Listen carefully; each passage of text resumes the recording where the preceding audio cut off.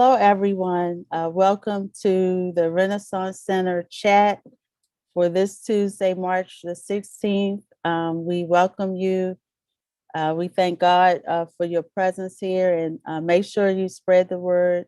Let other people know that we are now live and on. And tonight's segment, we're going to do a part two to last month. We talked about healthy relationships, and it was received so well that we wanted to bring you healthy relationships again, because we know healthy relationships are significantly needed, and the impact of relationships has been seen even more now that we have been experiencing a pandemic. We see the value of relationships like never before. So we want to discuss, again, healthy relationships. I also want to let you know that the Renaissance Center that's hosting these RC chats is offering free counseling for Baltimore City and Baltimore County residents. If you're interested in that, you can just call us at 410-409-0025. Or check out our website at www.therenaissancecenter.org for more information. So we are pleased to help you in any way that we can, and we are offering teletherapy sessions. So keep that in mind. So I'm Dr. Carla Debnam, and I'll be your host for this evening. And I would like to introduce our guests. I'll just say their names, and then they're going to introduce themselves to you. And many of them are not, all of them are no stranger to many of you in our audience. So we have Lady Marlaa Reid, we have Bishop Dwayne Debnam, and we have Minister Nicole Wallace. And each of them has a lengthy experience in helping us get through relationships. They've either listened to us cry in the midnight hour, or we've woken them up early in the morning with a text asking for support through our issues. So we thank God that they're here. And we're going to start with Lady Marlaa, then Nichole, and then Bishop Devin, if you all can all introduce yourselves.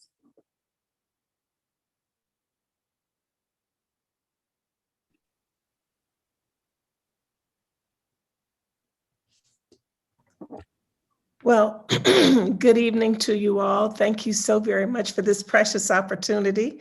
To my dear friend and sister, Dr. Carla Debnam, Bishop Debnam as well, and to the other guests that are with us tonight, Dr. Nicole Wallace. It's a pleasure to be here with you. My name is Marlaa Reid. I am a missionary at heart, a missionary and communicator at heart. I'm also a content creator and trained in radio and television.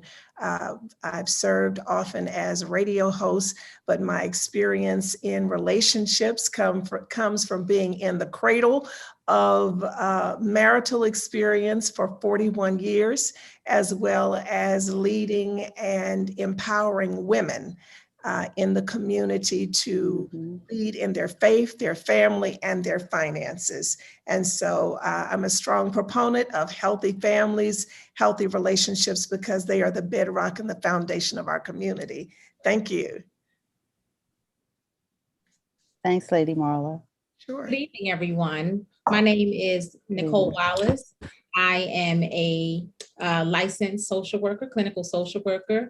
I've worked in the area of family and children's services for 20 plus years.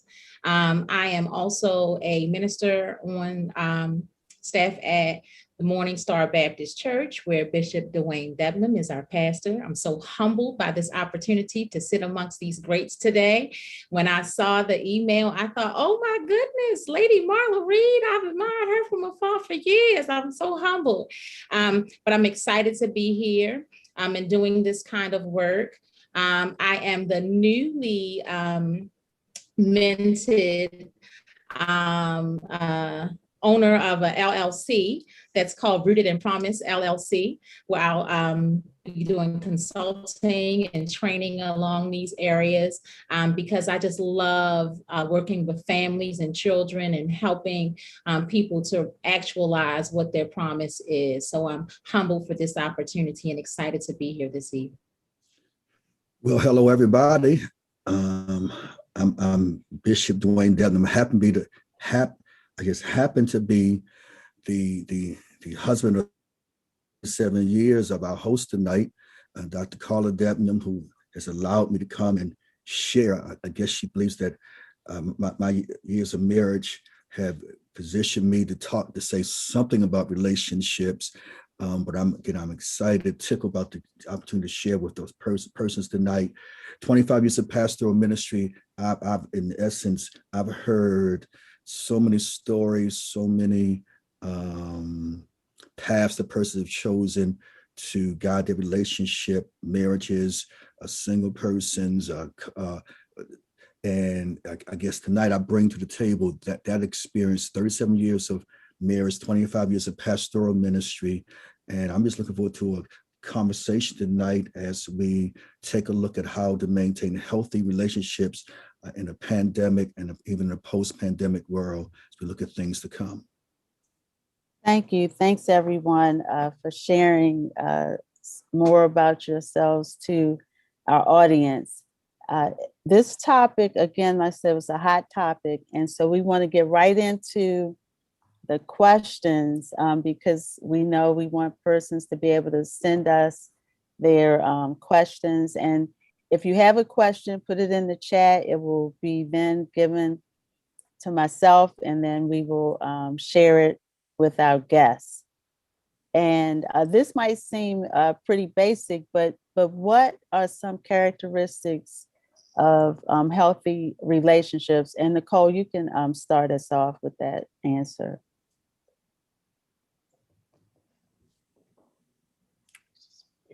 You on mute, Nichole. Thank you. I'm sorry. I would say that the characteristics of relationships is just, it's very, very basic. First of all, we think of relationship, and relationship itself is a noun, but it's rooted in a verb, to relate. It's how you communicate, how you engage with one another. And so those patterns for a healthy relationship are the same, whether you're talking about a familial relationship, an intimate partner relationship, a friend or acquaintance type of relationship. And that's that you are rooted in good, clear communication, that the boundaries are clear, that there is trust, that there's mutual respect. All of those things are just some of the things that are the foundation for a healthy relationship. Problem solving, how you handle problems, how you handle conflicts in a healthy manner. A lot of people get intimidated by conflict, where conflict is needed to grow. The conflict is not the challenge. The challenge becomes how you, in fact, handle that conflict and your communication patterns. So those are some of the things and characteristics that I would say define a healthy relationship. Great. Lady Marlaa, do you have anything to add to that? I certainly echo those sentiments that Dr. Nichole has referenced. I think it's so very important to observe and to look for, to make sure we understand what the trust, what respect looks like, and to make sure that we're modeling it in a healthy way. I think I would just add to that integrity, which integrity is a thread that runs through all of those, is to, I think a healthy relationship, there has to be integrity modeled, as well as emotional and relational stability, making sure that if we're going to have a relationship, whether that relationship is marital relationship, sister to sister, brother to sister, friend to friend, mother, daughter, I think it's important to make sure that we're all clear in a relationship. everybody's on the same page about what this relationship is going to be, so that we don't have any, there's not any muddy water. So I would just, I re-echo what Dr. Nichole said, and adding to that, strengthening our relationships with integrity, which consist of emotional stability and relational stability, making sure that the people that we're in relationship in show up the same way. All that they're the same all the time. My father used to always say to me, Marlaa, you should never trust anyone. And he was talking to me about getting married. So he said, you never trust a man until you see him or her under pressure. And I couldn't understand what that meant until I started observing people who were under pressure, because a lot of times when we're under pressure, the fabric of the fabric of our integrity really shows up, shows who we are. Can we be who we say we are? Can we be consistent with how we show up? Can we be consistent in our trustworthiness, in our communication, and our respect of one another when we're under pressure? That's good. I really love that under pressure and being consistent is really key in developing trust and integrity. You have anything to add to that, Bishop Debnam? Sure.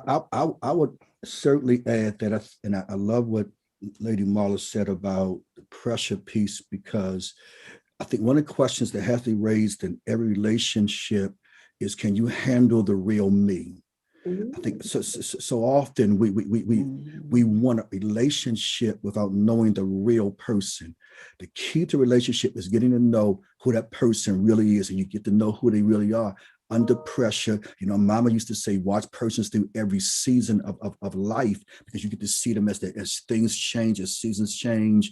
For instance, in this season that we're in right now, the pandemic, so many persons have gotten to know the real you, or the real person they're in relationship with. Why? Because they're around them more often than they had been prior to the pandemic. And one of the keys to a healthy relationship, and I'll stand on this, is when you get to know the real person, can you handle that real person? Not the person who shows up on the first date, not the person who you're introduced to in the classroom, but that real person. And as you get to know the real person, you also have to take a look at desires. What relationships are based upon desires. What is your desire for this friendship, this relationship? Because if our desires aren't the same, then our relationship is not going to survive either. And so I will open with that comment. Getting to a healthy relationship is perhaps founded in getting to know the real person. And I'll just lay this on the table, because sometimes you have to, if you see potential in someone, and this may sound strange, you may need to push their button every now and then just to see how they respond. Because if you want to really know the person, press the button and see how they respond. Know when to back off, but really take a look at, and I love what Lady Marlaa said, under pressure, when things are a bit chaotic, who is this person? And is this somebody that you really want to be in a long-lasting relationship with? Yeah, and I think what's good about what you all have mentioned is that this applies to any relationship. So it's not couples, it's not marriage, it's family, it's brothers, sisters. Sometimes we don't know how our siblings really are until we're under pressure, until we are charged with being a caregiver and they don't show up, or they don't show up as often or the way we need them to. So under pressure, we see not just the relationship we have with our siblings or other family members, but the relationship they had with the person that we're caring for. So some of what we're seeing, even in a caregiving environment, we're seeing that the pressure of being a caregiver has brought out, in some ways, the real person, or even the real relationship they had with the person that needs care. And so these are things that we don't always discuss until there is a crisis and emergency. And so we want to, continue to discuss what it means to be in a healthy relationship and how going forward you can make some changes. Maybe up until now it hasn't been that way in some of your family relationships or friendships, or even with your job and work colleagues. Some of these things may not have been good. So we've heard that a lot is going on with the pandemic. How have we seen these family relationships or friendships, I've heard, have even been strained throughout the pandemic? What are your comments on that? How have you seen the effects of that? And we're going to start with you this time, Lady Marlaa. Thank you. COVID-19 has created an environment, a dual reality, that it has stretched us to our absolute limits. And if you're aware and watching, it's also blessed us and propelled us from a place of lethargy and complacency as the body of Christ. For families, it has created, the trial has been that it has really stretched the fabric of the nuclear and the extended family, and it has caused us to reassess our relationships in a different light. I think that we now see, I think it's caused us to really reassess and reevaluate as well as revalue our relationships to one another. Where pre-pandemic, we took being able to see one another, gather with each other, touch one another, embrace one another, hug, kiss, all of that. It was just a regular event for us. But with the pandemic, it has caused us to reassess what's really important. And I think lives and livelihood and learning to value each member of our family. And I think it has exacerbated the cracks in our social system, and it has really shown us where the people who are most vulnerable, who were seemingly invisible, are seniors, children.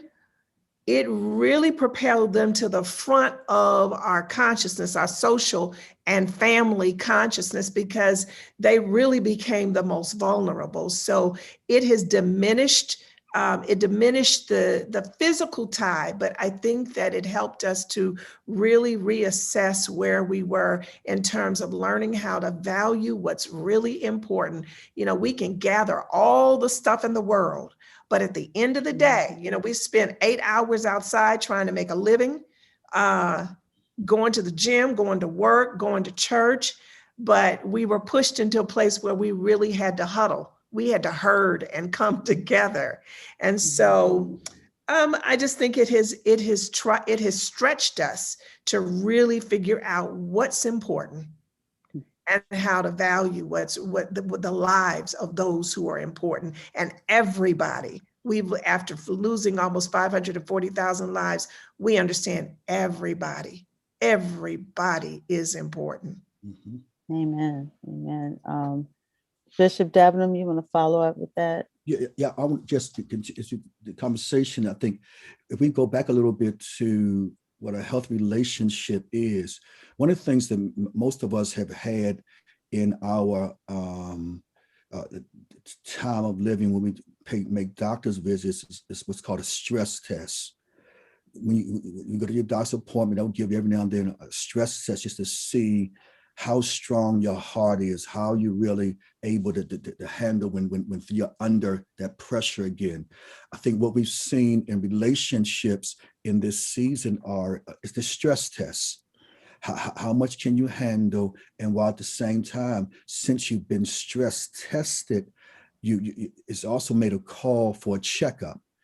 First, persons are seeing the strength of their relationships. They're seeing the gaps in their relationship. They're seeing weaknesses in relationship, and it's making a major call, which is a good thing. Because if our relationships are going to survive, we have to have our regular checkups. And so now that we're seeing what's happening in relationships, what are we going to do to really strengthen the foundation that they stand on? What are we going to do to grow them, to blossom them, and even ask ourselves the question, is this relationship that I'm going to maintain over time?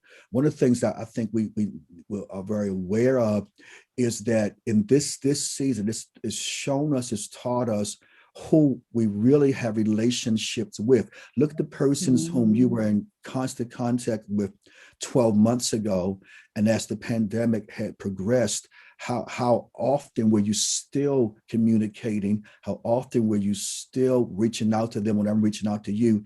Because the stress test is happening.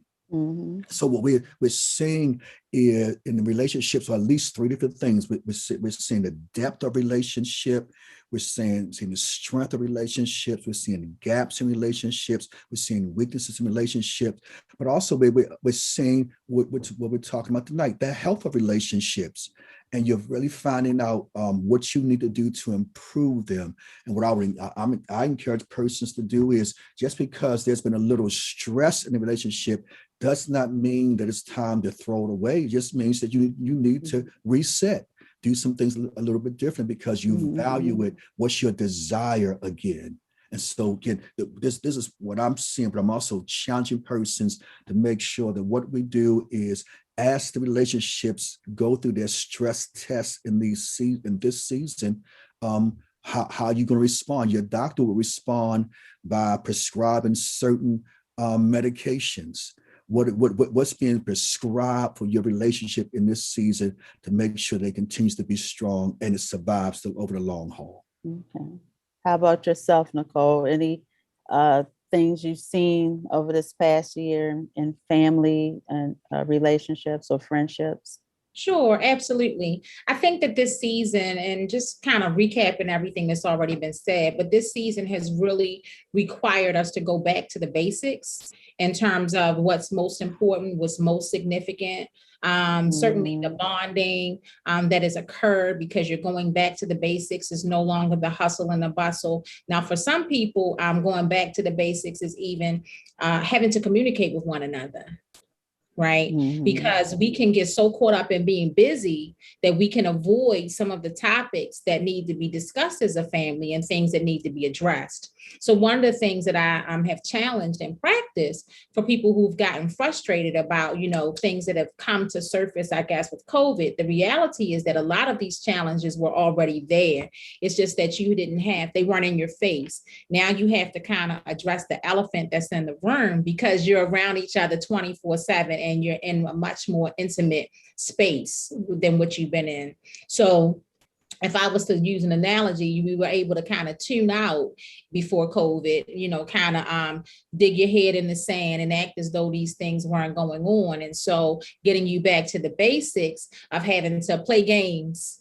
I wasn't around during the fireside chat times, but really think about all the fun that happened for some of us with tuning into different music, having the DJ, what was his name? DJ Nice, playing his music, and everybody, just dancing around the house and having fun, things that you wouldn't have normally done. So again, that which we formerly tuned out, it gave us a chance to tune in. And so then what we need to do, just to kind of piggyback on what Bishop was saying, now we need to tune up. These things, we've seen these things.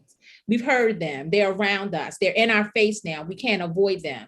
So it's not a time to necessarily throw in the towel, but it's to look at the lessons learned about perhaps what some of the challenges may have been that got us to feel that distance in the past, and what you can do to kind of implement and do things a little bit differently that you hadn't. One thing that I implemented, just to use myself for a second, having had young adult children or adults now who moved out. One of the things that we have is that we started doing this season mother-daughter get-togethers. We wouldn't have necessarily done that, but that's a time where we've pulled, ourselves together and made it a point that we're going to get together and connect. So I think that we have to be creative about what you do, because isolation did not just occur because of COVID. Right. Isolation has become exacerbated, or a huge light is shined on it because of COVID. And you can be alone, but not lonely. And so what are those things that we have to work on as a family and as a group, as a friend circle, to address those issues? And I think that COVID has helped us to do that. And then I'm not sure if it was you, Lady Reid, or you, Bishop, and then if the relationships weren't that valid, it's okay. Maybe those aren't relationships that you want to spend your energy on, because they were distracting you from your marital relationships, distracting you from your familial relationships. And so really doing an evaluation so that once we come out of COVID, we know where to spend our time and energies. So Nichole, you made a good point in our questions coming up. If communication is important, and you kind of skipped over that because you haven't had to communicate as a family or friend, or even with your colleagues, but now you have to communicate more. How do people adjust to this new way of living, really, and starting the communication up that has been neglected for maybe years? I think the first thing to do is just to begin to do it. I think that part of what has happened, and there are a number of reasons for it, be it a crab in the barrel syndrome, where you feel like you can't share your things because somebody's going to try to tear you down. If it's because of traumas that I know we may talk about that have isolated you in the past and not make you feel safe. I think that you need to slowly but surely identify those persons or individuals, just as we talked about from this process, who you have connected with, and start there, start small. Prayerfully, it is someone that's in your immediate family circle. For those whose trauma is too great, or their trauma rests or experiences rest that are painful within their immediate family, it's okay. Reach out to a friend circle.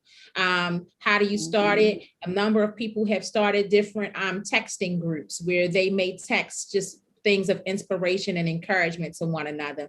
But one thing that my mother always taught me, and it is a proverb as well, he who wants friends must find himself friendly. So if you want to communicate with somebody, then it starts with you. Evaluate how you communicate. Do you reach out and talk to someone, or call someone who you haven't seen or heard from in a while? Drop a letter, send a text. So just start small and open up those relationships again. Yeah, that's a great answer. Just start small. Start where you are. You don't have to be somebody else to and communicate like someone else. Start where you are. Start small. And another question, or maybe comment, you all can comment on this, is that someone is in a relationship where their loved one is very expressive, and so they say "I love you" a lot, and they're not used to that. And so they were told that if someone tells you "I love you" a lot, then they're lying to you, that's not true. And I haven't heard that, but what are your thoughts on that? Bishop Debnam, will start with you. That if someone tells you that, they're lying. I think you ought to embrace that. I mean, it's I think oftentimes persons' expression are necessary, not just for the person they're giving them to, but for themselves. It makes them feel as though they are able to share, communicate what they're feeling. And when someone is telling you they appreciate you, they love you, I would quickly encourage you, receive it, because you don't find many persons in this thing called life who may feel that way about you. So, I mean, warm up to that quickly. I mean, you'll find enough persons in life who don't like you, who will tweet about you, when you find someone who is willing to share with you, because oftentimes as a male, what's not heard are those words. Men aren't always taught to share and embrace them, express themselves in that manner. And so when you have if it's a man sharing it to you, often, I love you, sister, you better receive that thing and thank God that he's willing to tell you that and not someone else. Yeah, and that is a good segue into we are hearing about a lot of family strains with couples. So what advice do you have for new couples or seasoned couples in this, that may have, we have heard how to healthy relationships, so that's some good things, but any other tips for new couples or even seasoned couples? We can start with you, Lady Marlaa. I think that one of the things that we have learned, or the lessons that has been etched in this season, is we have to learn to savor every moment. If it's someone we were with, family we were with on Monday, could be gone by Wednesday, or could be gone by Tuesday because of death or something like that. And so I think that being present with one another and showing up authentically. Now, this is in response to your question about tips and tools for, was it married couples? Married couples. Yeah, and new and seasoned married, couples. So sometimes new couples are stressed, and so are couples that's been together for a while. So I think it's important to really be present in the moment with the person that you're with your spouse, and to be authentic in your communication, because we've learned in this season, all we have is each other. It's the aroma, the living, breathing, the breath of God in us. That's all we have that's keeping us going. We don't own anything else. And so I think it's important for us to be present with one another, be authentic with one another, and to be willing to affirm one another. And I think that kind of takes us back to that question about someone constantly saying, I love you. I want to say that sometimes we all need affirmations. And considering what Bishop Debnam said about, sometimes people need affirmations. They're saying it out loud, and we're reminding ourselves, hey, I do love you. I was just thinking about you. I do love you.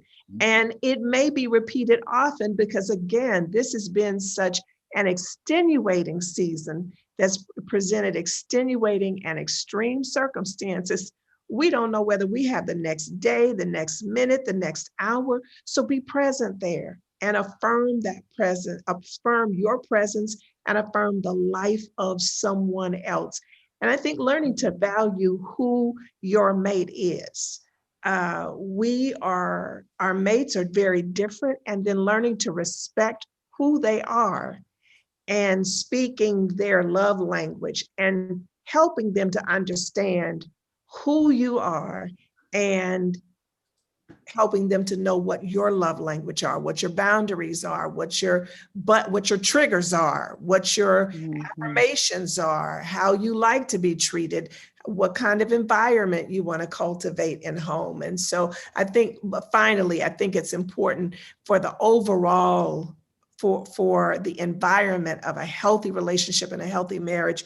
I think we all have to strive to make our homes sanctuaries that provide safety and security for our families, because we've learned in this, that's all we have. We were driven back to our households, and home ought to be a good place for everybody to come to. I want my mate to feel welcomed. I want them to come home, and I want to create an environment that is welcoming, safe, and secure for them.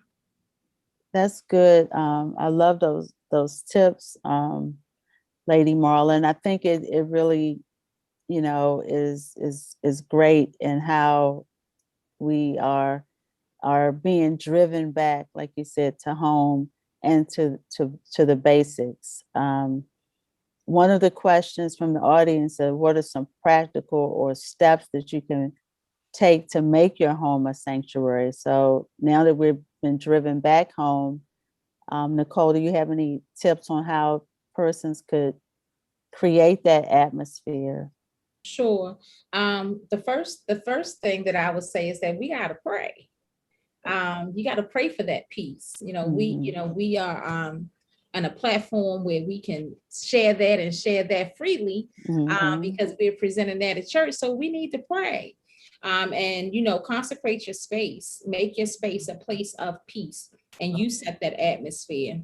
The other thing is that, and when you, and what I found is that when you set this atmosphere, when you set the atmosphere around what you do or do not want in your house, those things do not come to your house. God honors that, and that makes your home a sanctuary. The other thing that I would say that you need to do is to pray for your spouse, and for what those strengths and weaknesses are, and put in place proper boundaries. That's another thing that means peace. And so those are not just the boundaries between you and your spouse, you and your partner, but those are the boundaries around what you expect in your home, what not to bring home. Putting boundaries in place again around maybe where to do business. Do you not do business in certain areas of the home? Do you only read in certain areas of the home? Do you only watch TV in certain areas of the home? So that you have those kind of spaces that become sacred and special to you as individuals and as couples, and that you respect that for one another. The other thing that just keeps ringing in my head is what Lady Marlaa said around integrity, and enlacing everything that you do in integrity and truthfulness. When all those factors are in place, then it has to be peaceful. Chaos can't rest there in a place where those things happen. But when those things aren't there, you invite chaos in. So you want to do what you can to cancel the chaos in advance, and you do it in a planned way. Yeah, that's great. You have to plan. I think a lot of times people take for granted that, hey, we're together, it should just work out. Things don't just work out. You have to have a plan. You have to execute the plan, and then you have to revisit the plan, because seasons change, people change, circumstances change.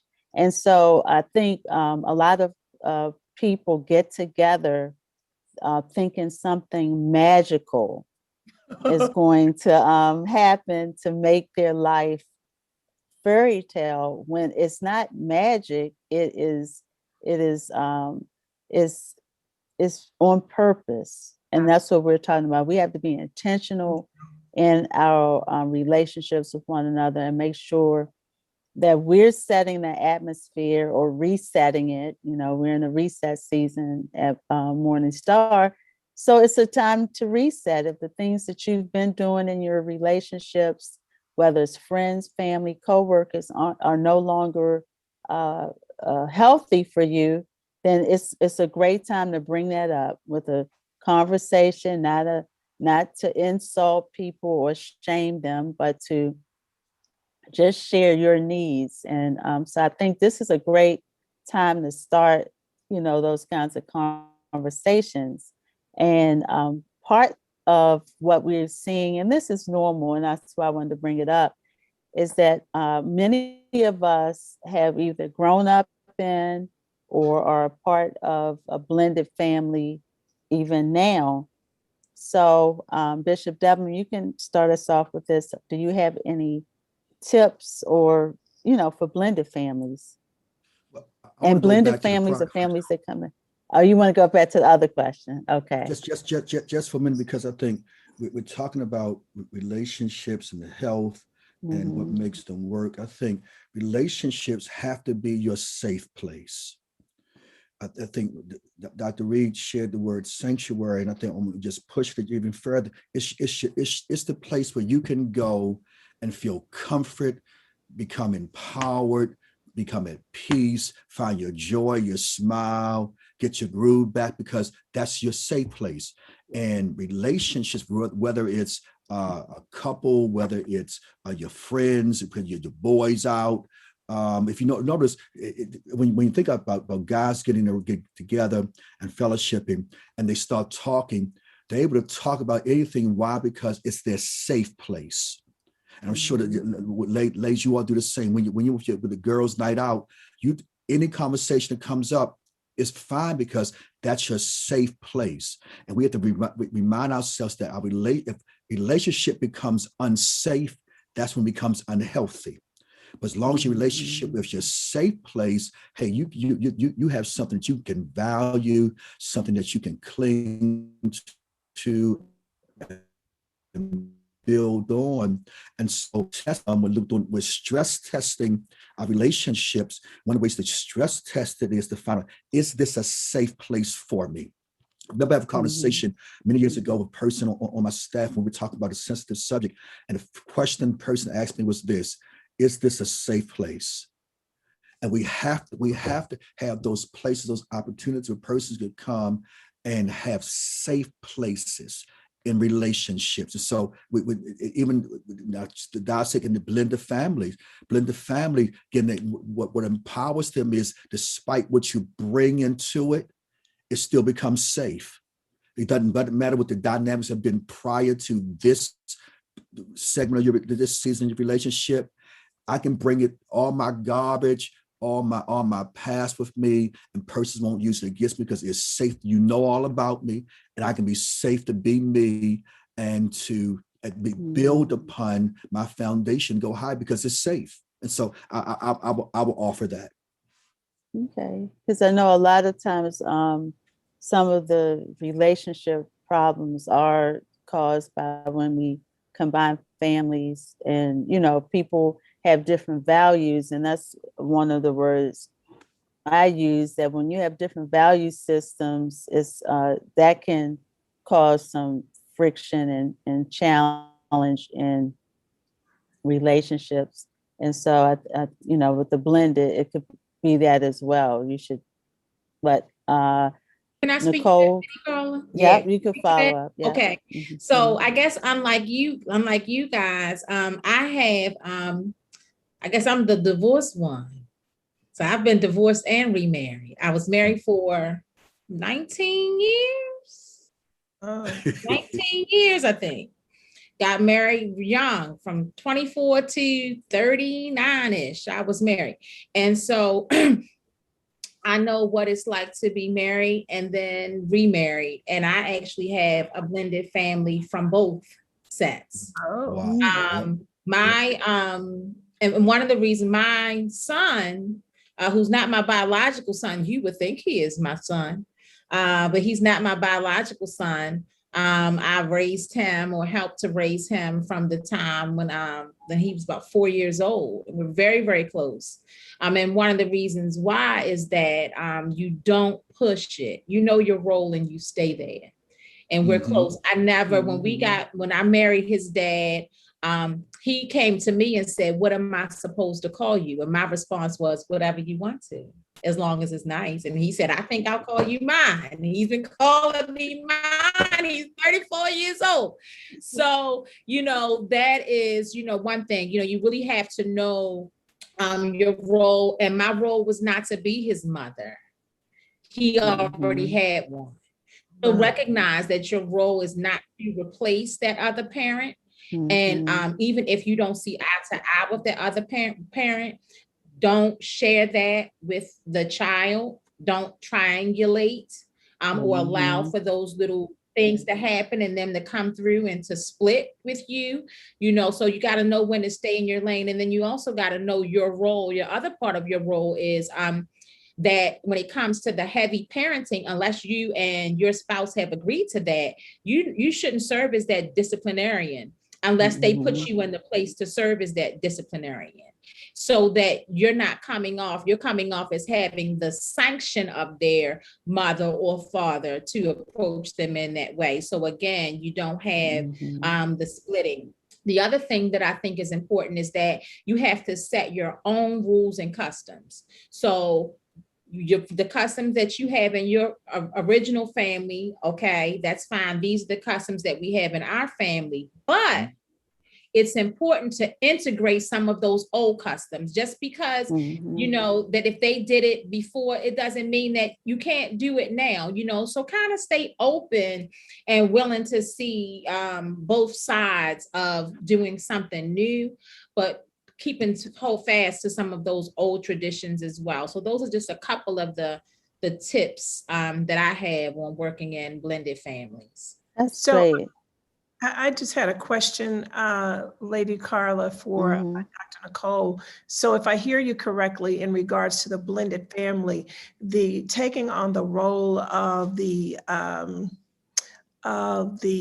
enforcer is something that should be negotiated and discussed. We shouldn't enter into that position unless it is predetermined and everybody is in agreement. Absolutely, because the way that that child was parented may not have been the way that you would parent your children. Okay. Right. And so you can't expect that that method is going to work. For the same way, for example, when you have multiple children, you don't discipline all of them the same way. Some tactics that you may use for another don't work for that one. So you have to kind of massage how that would be. So you can't expect that you can come in and do your way of discipline. And then that's an argument right there. That's an argument coming right there now. Okay. If you then question your spouse's way of discipline. Okay. So those are all conversations that you should really have beforehand, because that's another way that you can split. You're mad because you think that they're too lenient. I would have never allowed my children to do this. Okay. But was their custom and their value. So how do you talk about that? And when children sense that, that's a split ready to happen. Okay. Yeah, that's good. I appreciate that. I just wanted to join the comments Dr. Nichole, as well as Bishop Debnam said about the sanctuary, because sanctuary is so critical in this day and time when the mental health and mental wellness of our people is so very critical. And having a place, whether you're in a blended family or a uniquely formed family, a nuclear family, having a place where you can come that's non-judgmental and you can come and talk about what's going on is so very critical. So the sanctuary is sanctuary, home being a sanctuary. And I heard both of you say, I kind of coined it here. So sanctuary is a safe place. We cancel the chaos and we promote peace. Wow. Yep. Yes, that's great. Yes, that's a great takeaway for helping us with our marriages, our blended families. And I would remind persons that if they're interested in counseling at the Renaissance Center, they can call 410-409-0025. And, you know, we will get back to you as soon as possible. And we can also, you know, you can also view our website for more information. But we have a few other questions. One was sharing, we think that social media, since we're saying we need to communicate with one another, is taking the place of sharing with family and friends, that we see people posting a lot of their feelings, you know, on social media. Do you think that's cutting into our ability to relate with one another? I think I'll answer that. Social media can be a major blessing when used properly, but it can also be a thorn in the flesh. It can also be a weapon if not used appropriately. And so many persons hide behind this keyboard instead of having conversations. I think one of the things I pray, I'm hoping that the pandemic has forced persons to do is to start having conversations again.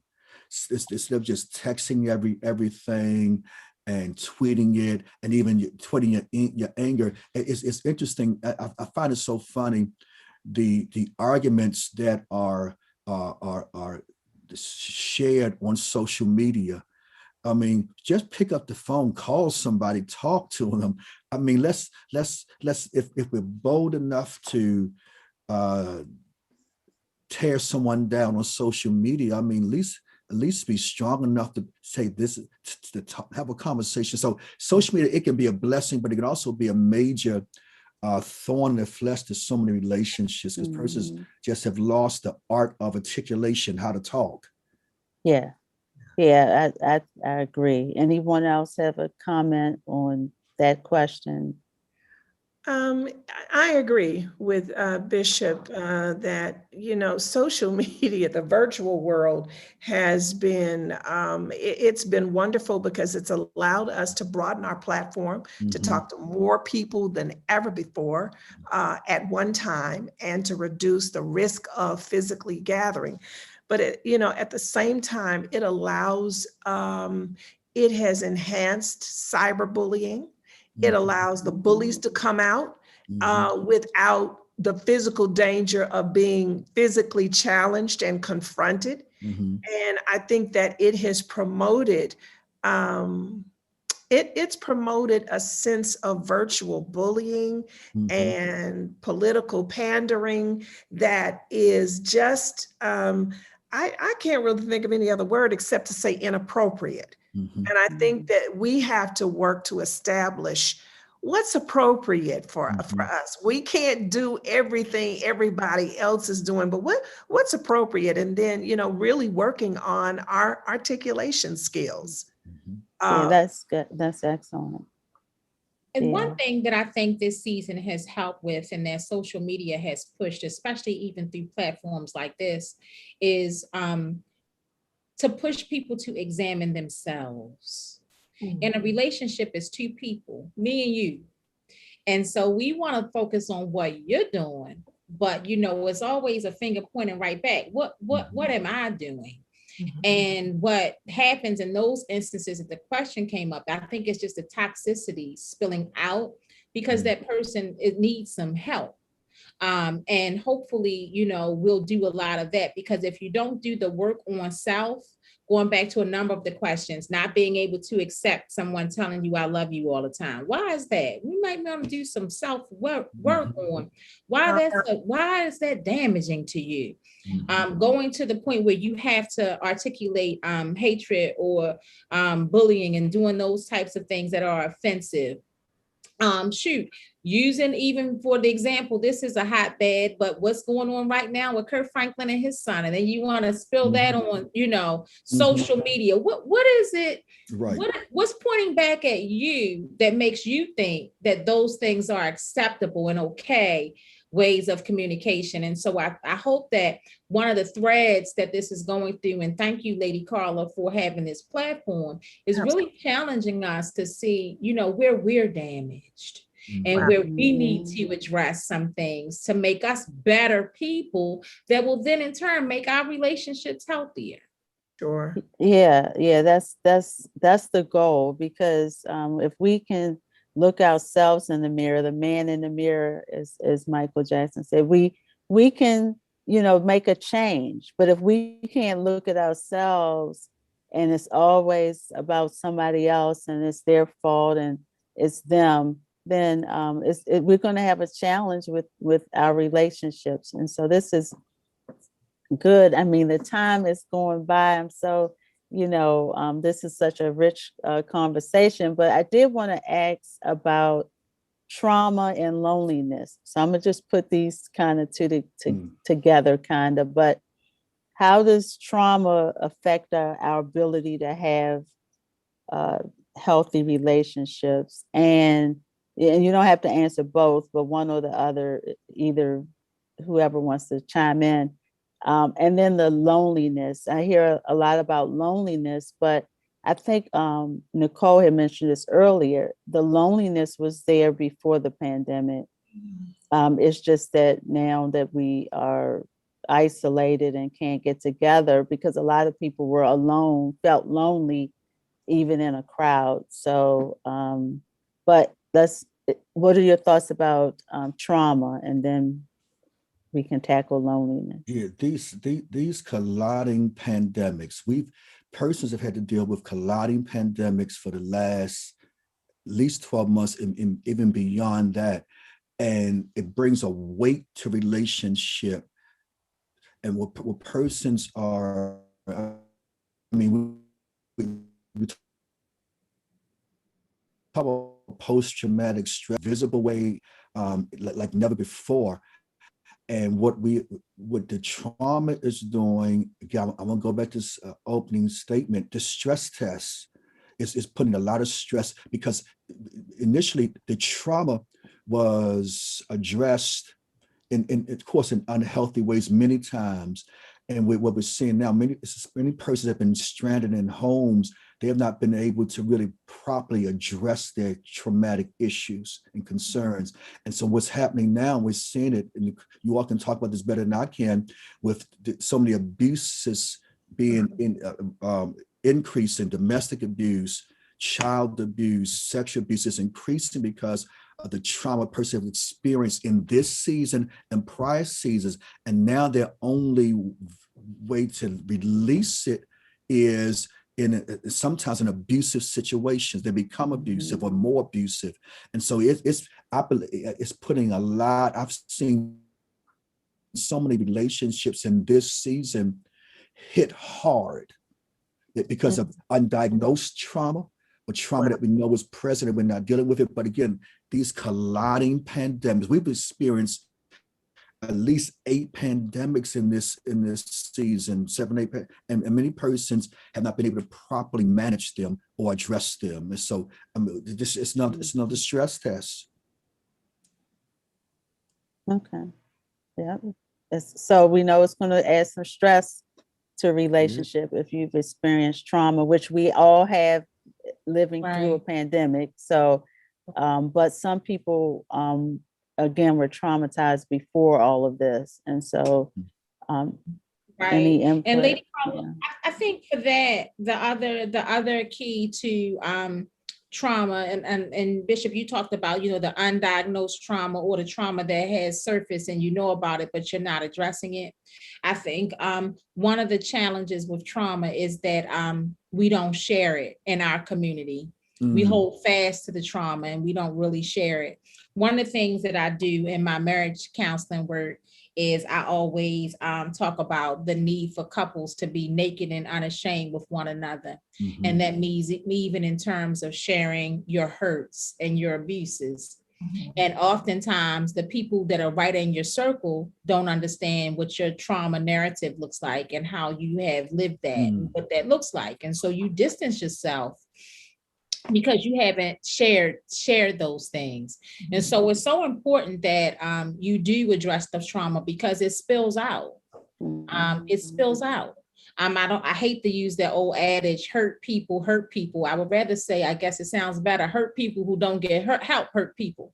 But that's what happens, and so it does spill out, and seeing these relationships and that are further damaged. And so I think it's important to recognize that if you have been impacted by trauma, to find that safe place, going back to that sanctuary, that place where you can be naked and unashamed.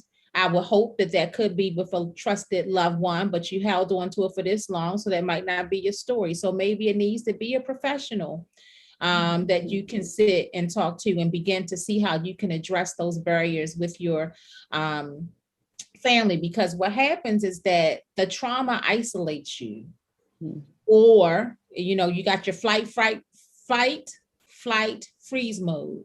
You're either going to get stuck, it's going to make you argue with the people in your relationships, or you're going to fly the coop and you're going to run away from dealing with those issues because you haven't addressed what the trauma is. So when things get tense in a relationship, you're going to run.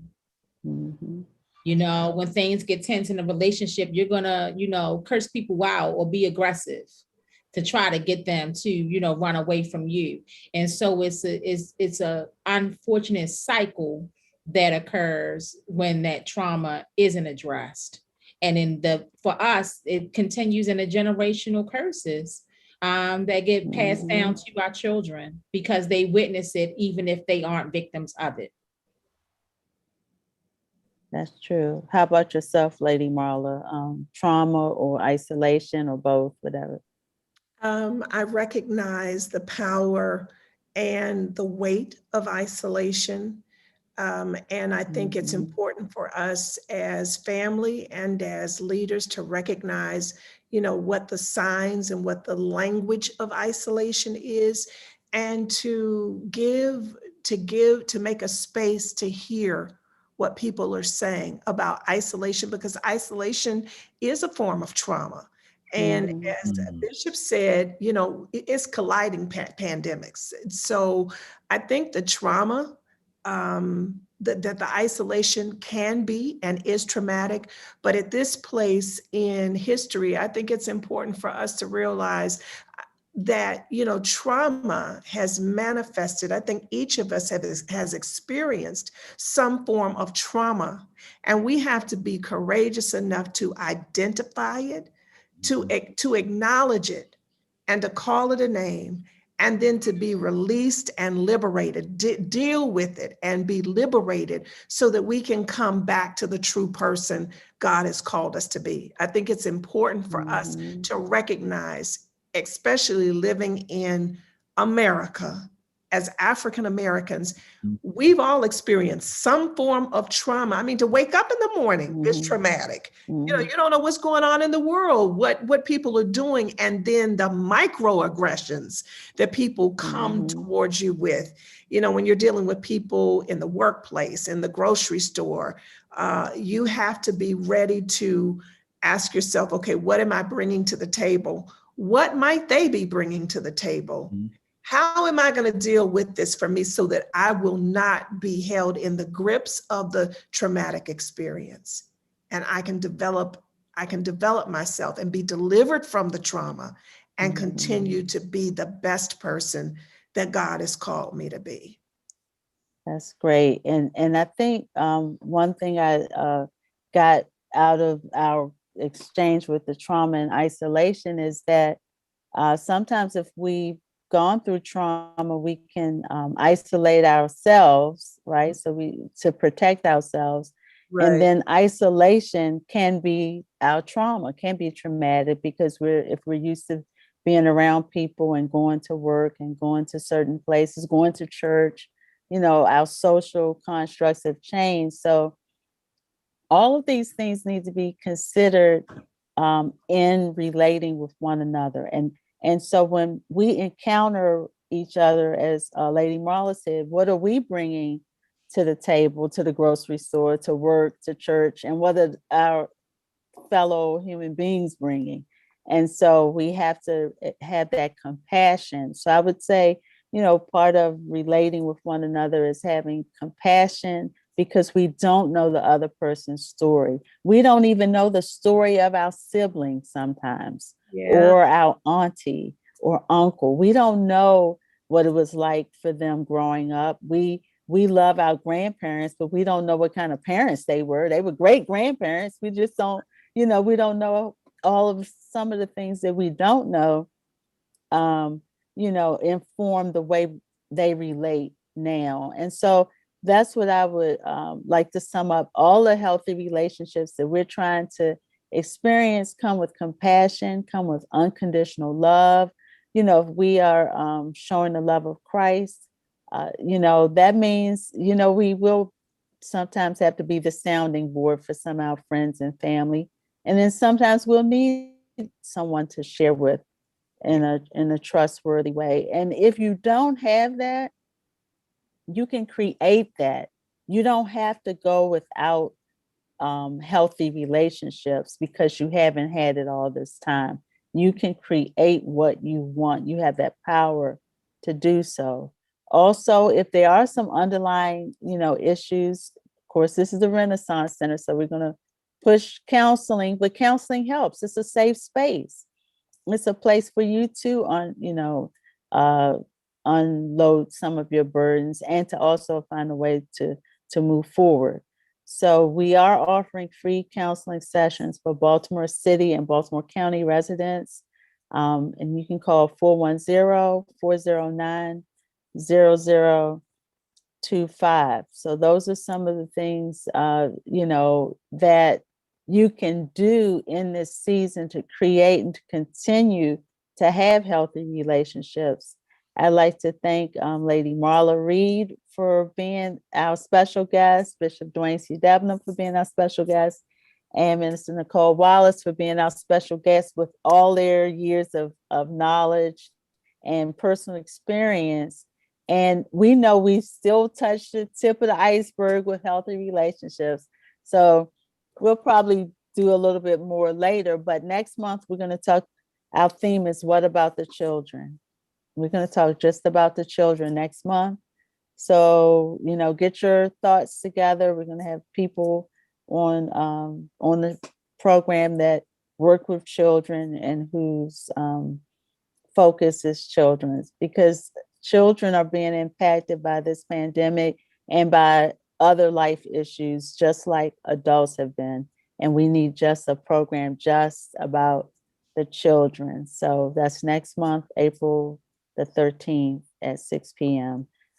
Thank you all. Thanks for, we went a little over, but thanks everyone. Thank And you. I look forward to sharing with you all once again. Thank you so very much. We appreciate you making this platform available. It's so very important. So thank you. I counted up You're welcome. everybody who's in ministry. We have over 176 years of experience Wow. on the Mhm. platform tonight. And That's so right. Amen. magnificent. That is. Thank you for Yeah, leading you the can. way. Thank you. Thank You're you, welcome. Bishop, as well. Thank you, Thank you. Dr. Nicole. Thank you. Thank you.